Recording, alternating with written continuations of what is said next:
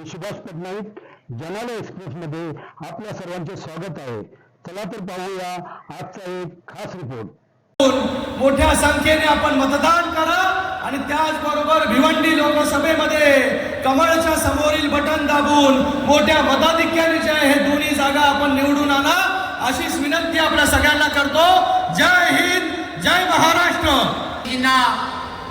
तिसऱ्यांदा पंतप्रधान करण्यासाठी उत्सुक असणारे सर्व महायुतीचे कार्यकर्ता बंधू भगिनींनो, खर तर आपणा सर्वांना माहित आहे हा लोकशाहीचा फार मोठा उत्सव हा संपूर्ण देशामध्ये सुरू आहे. सर्व जगामध्ये आदरणीय पंतप्रधानांचा डंका आहे. फक्त जमीन नाही, पाणी नाही, तर आज अंतराळात सुद्धा आदरणीय पंतप्रधानांनी आपला डंका वाजवायला सुरुवात केली आहे. फक्त 34 उपग्रह या देशामधून अंतराळामध्ये सोडण्याचं काम केलं गेलं होतं. की या अंतराळात सुद्धा आपल्या भारत देशाची मोनोपॉली आता व्हायला सुरुवात झाली आहे. मोठ्या प्रमाणामध्ये निधी या उपग्रह तयार करण्यासाठी आदरणीय पंतप्रधानांनी द्यायला सुरुवात केली. 3,440 कोटी रुपये उपग्रह आज आपण देशाच्या माध्यमातून अंतराळात सोडले. आणि हे असंच होत नाही.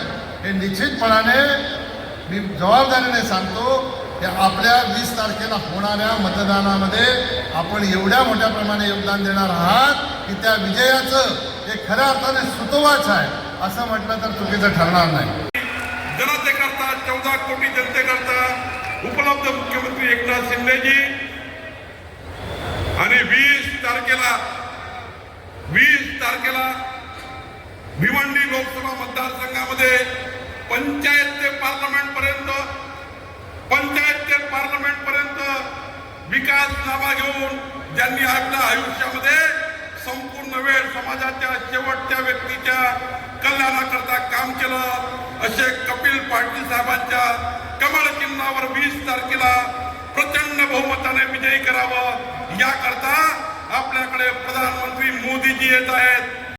कल्याण में तीसरी बार पधारे हैं. आपकी गरिमामय उपस्थिति का इस आयोजन को, इस महाविजय संकल्प सभा को लाभ हुआ है. हम सभी भाग्यशाली महसूस करते हैं और आपको साभार नमन करते हैं. कल्याण भिवंडी वासियों की ओर से मैं मानसी आपका हार्दिक स्वागत करती हूँ. हम सबका एक की गूंज के साथ वंदे बोलो, जय श्री राम, छत्रपति शिवाजी महाराज की. भारत माता के सुपूत 500 साल पुरानी जंजीरों को तोड़कर प्रभु श्री राम के भव्य मंदिर का सपना साकार करने वाले, भारत को विश्व का सबसे विकसित राष्ट्र बनाने की नींव रखने वाले, विश्व के सबसे बड़े लोकतंत्र के सबसे यशस्वी लोकप्रिय प्रधानमंत्री आज की तारीख में करोड़ों लोगों के जीवन में बुनियादी तौर पर परिवर्तन लाने वाले, विकास की गंगा भारत के घर घर में पहुंचाने वाले, आधुनिक युग के भगीरथ, देश की आशाओं की उम्मीद, जिनके मजबूत आश्वासक कंधों पर टिकी हुई है, जिनका हर एक कदम विजय की संकल्पना को मूर्त रूप देता है, उनका स्वतंत्र वीर सावरकर जी की मूर्ति प्रदान करके स्वागत करेंगे महाराष्ट्र के मुख्यमंत्री माननीय श्री एकनाथ शिंदे जी. कार्य करें.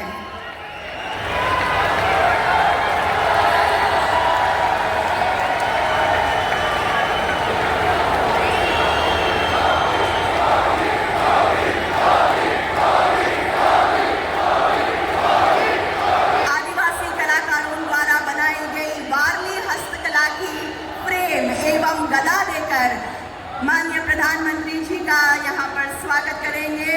माननीय मंत्री श्री कपिल पाटिल जी एवं शिंदे जी एवं श्री प्रकाश पाटिल जी, उपनेता शिवसेना.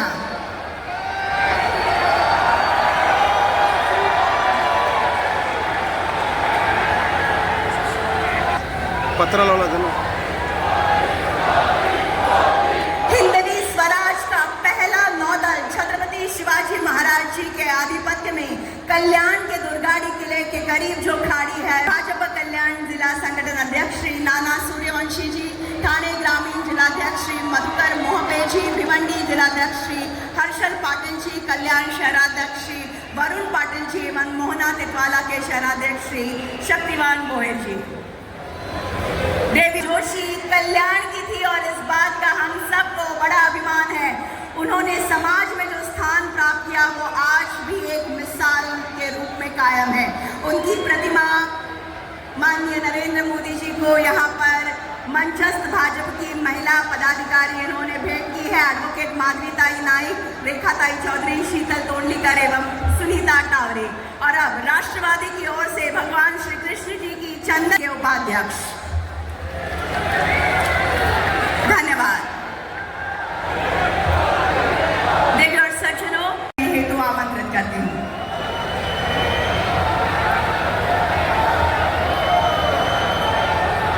छत्रपति शिवाजी महाराज की जय भवानी।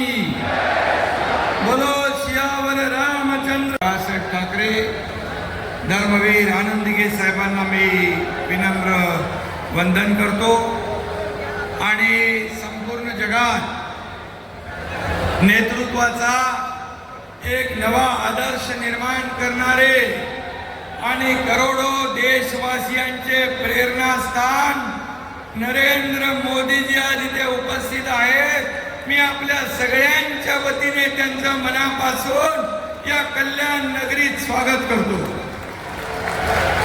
यापुढे होऊ शकणार नाही आणि म्हणून मोदी जी हिंदुस्तान का अभिमान है, मोदी जी हिंदुस्तान का गौरव है। आज मुझे मोदी जी से जब भी मिलता हूँ तो मुझे हरिवंश राय बच्चन जी की यह पंक्तियां याद आती है। तू न थकेगा कभी, तू न रुकेगा कभी, तू न मुड़ेगा कभी, कर शपथ, कर शपथ, कर शपथ, अग्निपथ, अग्निपथ, अग्निपथ।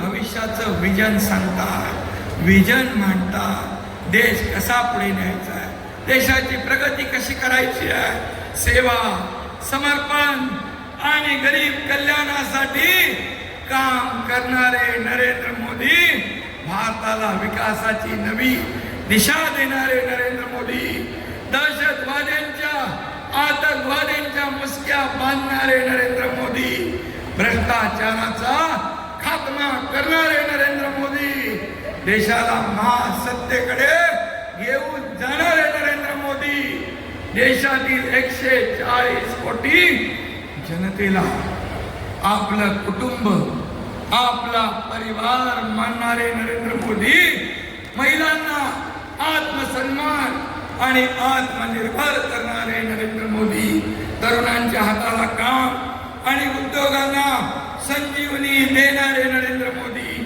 विकासासोबत विरासतही जपणारे नरेंद्र मोदी, सर्जिकल स्ट्राईक करून पाकिस्तानला धडा शिकवणारे नरेंद्र मोदी, बॉम्बस्फोटाचा आरोपी इक्बाल मुसा याला निवडणुकीमध्ये प्रचारात उतरवले, त्यांच्या मिरवणुकीत पाकिस्तानचे झेंडे फडकू लागले। हे दुर्दैव म्हणजे कमरेचं सोडून डोक्याला गुंडाळल्यावर लाज तरी कशी वाटणार। आणि म्हणून माझं मत काँग्रेसला देणार म्हणून अभिमानाने सांगतात। बाळासाहेबांच्या मनाला किती वेदना होत असतील, बाळासाहेबांना किती यातना वाटत असतील, स्वातंत्र्यवीर सावरकरांचा अपमान झाला तरी चालेल, बाळासाहेबांची बुद्धी भ्रष्ट झाली असं म्हणणारे समाजवादी चालतात, काश्मीरमध्ये महाराष्ट्र भवन होऊ देणार नाही आणि पाकिस्तानकडे अण्णांना असे सांगणारे फारुख अब्दुल्ला चालतात। हे तुम्हाला चालणार आहे? हे तुम्हाला चालणार आहे? आणि म्हणून मी आपल्याला सांगतो, छत्रपती शिवाजी महाराजांवर अतिशय प्रचंड श्रद्धा असलेले आपले मोदीजी त्यांनी नेव्हीच्या ध्वजावर शिवमुद्रा उमटवली, सिंधुदुर्गात छत्रपती शिवाजी महाराजांचा पुतळा उभारला, त्यांच्या कार्यकाळात आग्र्यात शिवजयंती साजरी झाली. शिवरायांना अभिप्रेत असलेलं सुराज्य निर्माण करण्याचा प्रयत्न आपले आदरणीय मोदीजी करतायत. आणि म्हणून भिवंडीतून कपिल पाटील यांच्या कमळासमोरचं बटन दाबा आणि कल्याणमधून खासदार डॉक्टर श्रीकांत शिंदे यांचा धनुष्यबाण दाबा. 20 तारखेला सकाळी 7ला मतदान करा आणि या दोघांना दिल्लीत पाठवा. मोदीजींचे हात बळकट करा. अब की बार फिर एक बार. धन्यवाद. जय हिंद, जय महाराष्ट्र, जय श्री राम. पुरुष कर्मयोगी प्रखर राष्ट्रभक्त नव भारत के जनक, करोड़ों नागरिकों की मन की और दिल की बात जानने वाले, आत्मनिर्भर और विकसित भारत का सपना साकार करने वाले भारत के प्रधानमंत्री माननीय श्री नरेंद्र मोदी जी से मैं सविनय आग्रह करती हूँ कि आज के इस महाविजय संकल्प सभा के अवसर पर अपनी ओजस्वी वाणी तथा बहुमूल्य विचारों से हमें अनुग्रहित करें.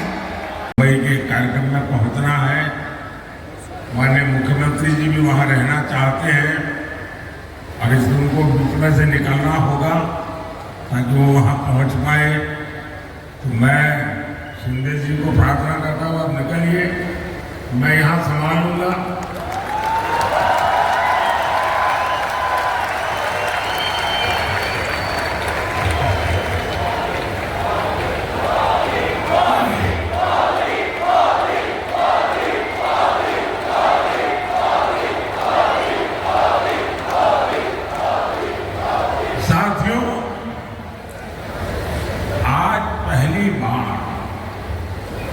भारत में हम एक नया आत्मविश्वास देख रहे हैं.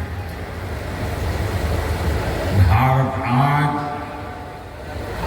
छत्रपति शिवाजी महाराज की प्रेरणा से बुलंद हौसले के साथ बड़े लक्ष्य तय कर रहा है.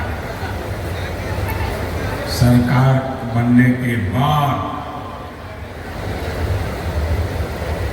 पहले 100 दिन में क्या काम करना है,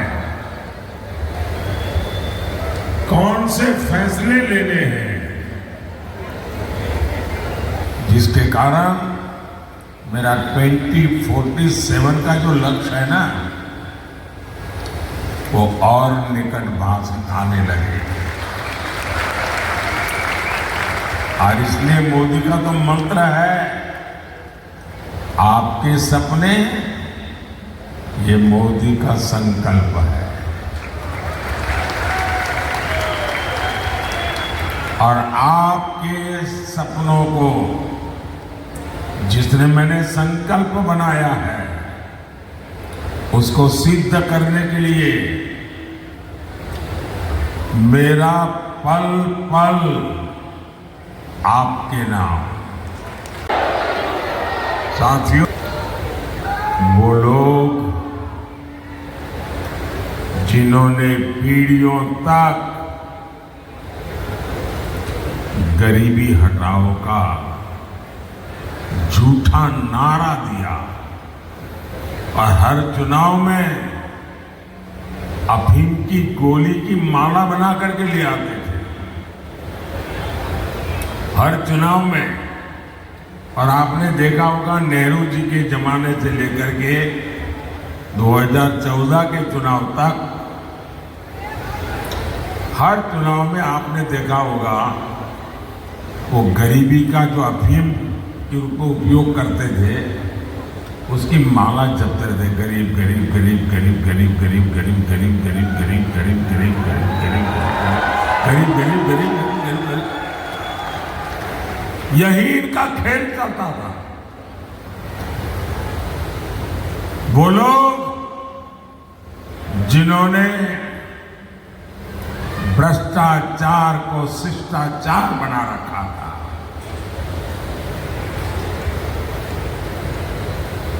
शिवाजी की धरती पर से मैं आपसे पूछना चाहता हूं, क्या ऐसे लोग देश का नेतृत्व कर सकते हैं, देश को आगे ले जा सकते हैं, आपके सपने पूरे कर सकते हैं, आपके बच्चों का भविष्य निश्चित कर सकते हैं।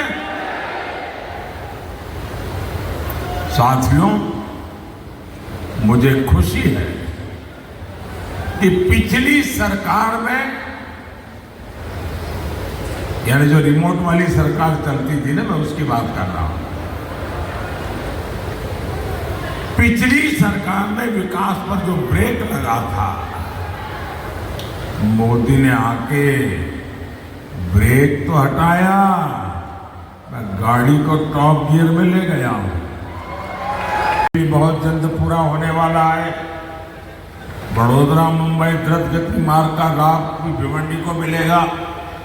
वंदे भारत ट्रेनों ने रेलवे के सफर के मायने बदल दिए हैं। मेट्रो का काम यहाँ बहुत जल्द शुरू होने वाला है। इन विकास कार्यों से यहाँ का हमारा कपड़ा उद्योग, उसको भी गति मिलेगी, नई औद्योगिक संभावनाएं पैदा होगी, रोजगार के अवसर बढ़ेंगे। इसलिए ही यहाँ हर तरफ पुकार है, हर तरफ विश्वास है, हर तरफ उमंग है। और एक ही बात है, फिर एक बार, फिर एक बार, फिर एक बार उनका कच्चा चिट्ठा खोल रहा है।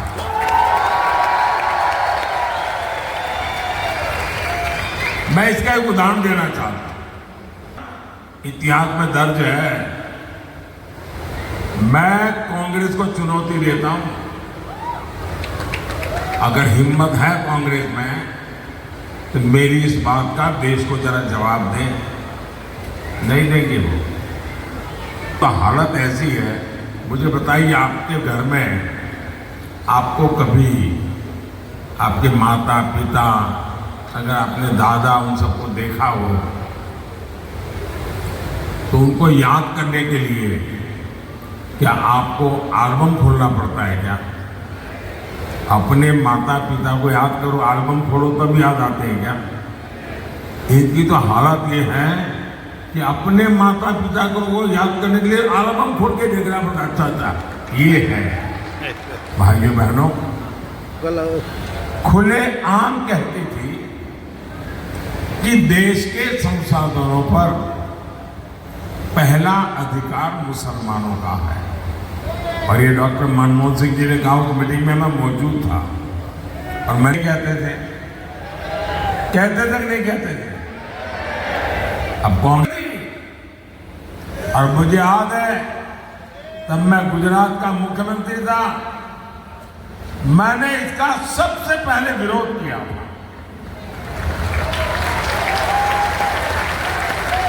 कांग्रेस और इंडिया अलायंस अगर एक है, ये जरूरी है कि नहीं है? क्या हिंदुस्तानियों को बांटना अच्छी चीज है क्या? मैं आपसे फिर एक बार पूछता हूं, क्या ऐसे लोगों को सिर्फ यहां नहीं, पूरे महाराष्ट्र में एक भी सीट जीतनी देनी चाहिए क्या? एक भी पोलिंग बूथ में उनका नंबर लगना चाहिए क्या? और मैं महाराष्ट्र के लोगों को बधाई देता हूं, पहले 4 चरण में उन्होंने ये इंडी अगाड़ी को चारों कोने चित्त कर दिया है। साथियों, आज भी इंडी अगाड़ी एसटी ओबीसी के आरक्षण पर है और उन्होंने प्रयोग शुरू कर दिया है। कर्नाटका ये उनकी लेबोरेटरी बनाई है। कर्नाटका में उन्होंने क्या किया, सरकार में आने के बाद रातों रात कर्नाटका में जितने मुसलमान थे, रातों रात एक हुक्म निकाला कि सारे मुसलमान ओबीसी है। रातों रात सब मुसलमान को ओबीसी बना दिया और ओबीसी का आरक्षण का जो कोटा था उसकी बहुत बड़ी लूट उन्होंने उनको दे दी, टुकड़े कर दिए। और आरक्षण की यही लूट कांग्रेस पार्टी पूरे देश में करना चाहती है। आप मुझे बताइए, ये एससी, एसटी, ओबीसी का आरक्षण के टुकड़े करके वो किसको देंगे? किसको देंगे? कि मुसलमान वोट देता है, मुसलमान को दो। जिनसे वोट जिहाद करवाने की बात कर रहे हैं, आप मुझे बताइए, आपने महाराष्ट्र में इंडी अगाड़ी में एक भी व्यक्ति ने, एक भी नेता ने इसका विरोध करते किसी को सुना है क्या? चुप बैठ गए। और मोदी सब जगह पे बोलता है तो कहते हैं मोदी हिंदू मुसलमान कर रहा है। मोदी हिंदू मुसलमान नहीं कर रहा है, मोदी उनके हिंदू मुसलमान का जो खेल है देश की जनता के सामने उसको खुला कर रहा है। और मुझे बताइए, एक कर्तव्य मुझे करना चाहिए कि नहीं करना चाहिए? क्या मुझे चुप रहना चाहिए? क्या मेरी छवि के लिए मुझे देश को तोड़ने देना चाहिए? क्या मेरे लिए मेरी छवि से ज्यादा मेरे हिंदुस्तान की एकता मेरे लिए प्राथमिकता है? ये वोट के हकदार है क्या? साथियों, इंडी अलायंस के लोग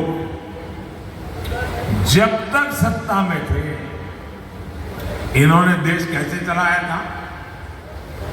देश के भीतर बाजार सुरक्षित नहीं थे, सिनेमा हॉल सुरक्षित नहीं थे, होटल हो, रेस्टोरेंट हो, रेलवे स्टेशन हो, कुछ भी सुरक्षित नहीं था। ये नहीं है तो मत बताना। बम धमाके होते थे? जरा हाथ ऊपर करके बताइए, बम धमाके होते थे? आतंकवादी खुलेआम धमकियां जारी करते थे नहीं करते थे? सीमाओं पर गोलीबारी, राज्यों में नक्सली हमले, ये रोज की बात थी कि नहीं थी? लेकिन कांग्रेस की सरकार क्या करती थी? वो पाकिस्तान से गुहार लगाती थी और कांग्रेस अमन के कबूतर उड़ाकर फोटो निकलवाती थी। अमन के कबूतर उड़ाए जाते थे, मोमबत्तियां जलाई जाती थी, मोमबत्तियां। और क्या कहते हैं? प्लीज प्लीज हम पर आतंकी हमला मत करो, यही बोलते रहते थे। अरे वीर भारत भूमि की सांप पर कांग्रेस ने बहुत चोट पहुंचाई थी। और जब से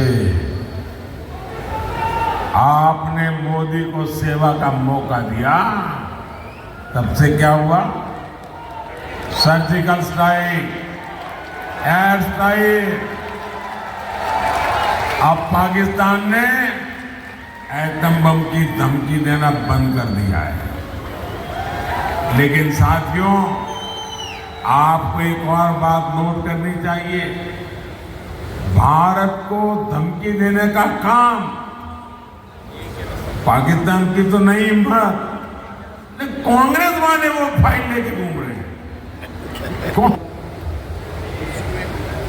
उनसे सर झुका के बात करो। क्यों? उनके पास एटम बम है, एटम बम। अरे कोई मुझे बताए, जब कांग्रेस सरकार में होती है, कांग्रेस जब सरकार में होती है तो धमकी पाकिस्तान देता है, और कांग्रेस बाहर है तो पाकिस्तान की ओर से वो खुद धमकी दे रहे हैं।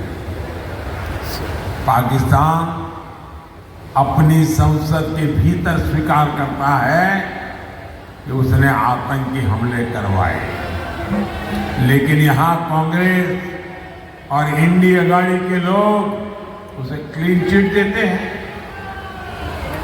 कोई जरा बताइए ऐसा क्यों है?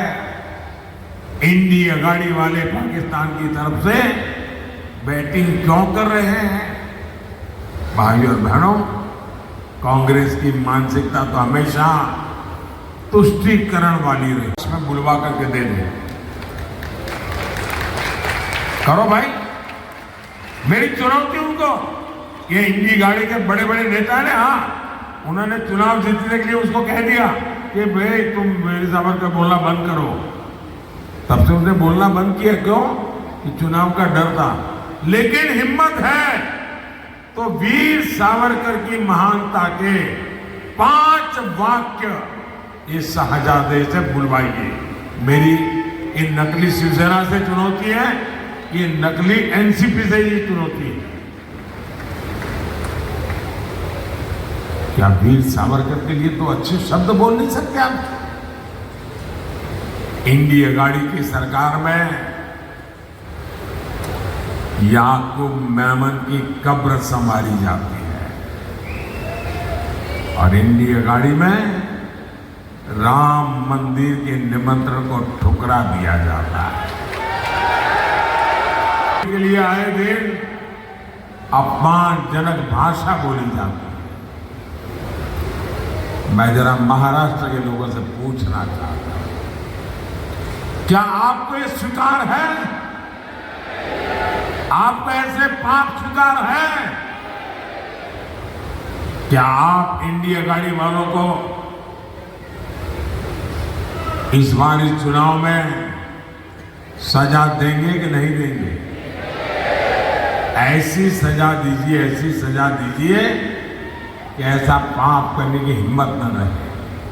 साथियों, और अभी शिंदे जी बता के गए कि 93 के बम ब्लास्ट के गुनहगार नकली शिवसेना के लिए प्रचार कर रहे हैं। बताओ, इससे बड़ा दुर्भाग्य क्या होगा? साथियों, 20 मई को आपको सशक्त और विकसित भारत के लिए वोट देना है। 20 मई को आपको तुष्टीकरण के खिलाफ वोट देना है। जब आप उनके लिए मतदान के लिए बटन दबाएंगे ना, वो वोट सीधा सीधा मोदी के खाते में जाएगा। कपिल पाटिल ने मेरे साथ सरकार में भी काम किया है। ये हमेशा इस क्षेत्र के विकास के लिए सजग रहते हैं। अच्छा, मेरा एक काम